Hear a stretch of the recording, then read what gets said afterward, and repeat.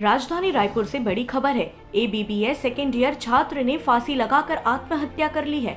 ये पूरा मामला आमानाका क्षेत्र के एम्स का है।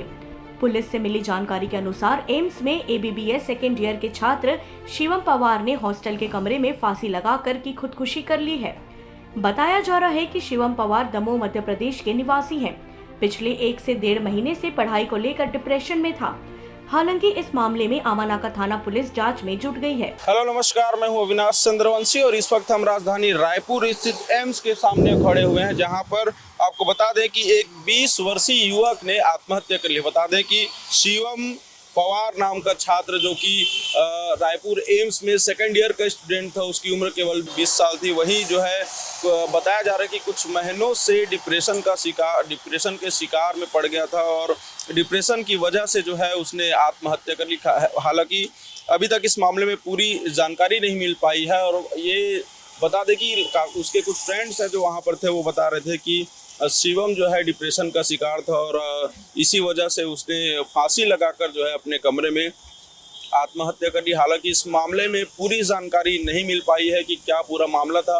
आमानाका की पुलिस की जो टीम है अभी इस मामले में जांच में जुटी हुई है और ये देख रहे हैं मेरे पीछे ही एम्स और यहीं पर ये जो घटना हुआ है और राजधानी रायपुर के एम्स में ये मामला है, जहां पर सेकेंड ईयर के छात्र शिवम पवार जो कि मध्य प्रदेश दमोह के रहने वाले हैं और उसने डिप्रेशन में आकर आत्महत्या कर ली है। हालांकि इस मामले की पूरी जानकारी जो है अभी तक क्लियर नहीं हो पाई है। कुछ डेटा हैं उसके बारे में कि क्या कैसा कोई पहले से कोई परेशान कर रहा था या वो रैगिंग का शिकार रहा था या फिर किसी टीचर या किसी ने उसे प्रताड़ित कर रहा था। हालांकि इस पर पुलिस अभी जांच कर रही है। और यही वो एम्स है जहां कई सारी घटनाएं अंदर घटित हो जाती हैं, कई सारे मामले हो जाते हैं, लेकिन कोई भी बात जो है एम्स की इन दीवार के बाहर तक नहीं आ पाता, क्योंकि सुरक्षा व्यवस्था वालों ने पत्रकार को जाने से